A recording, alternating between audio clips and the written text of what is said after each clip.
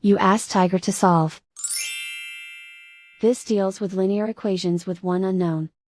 The final result is x equals 13. Let's solve it step by step. Group all x terms on the left side of the equation. Subtract 6x from both sides. Group like terms. Simplify the arithmetic.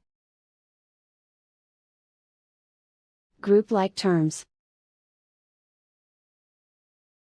Simplify the arithmetic. Group all constants on the right side of the equation. Add 5 to both sides. Simplify the arithmetic.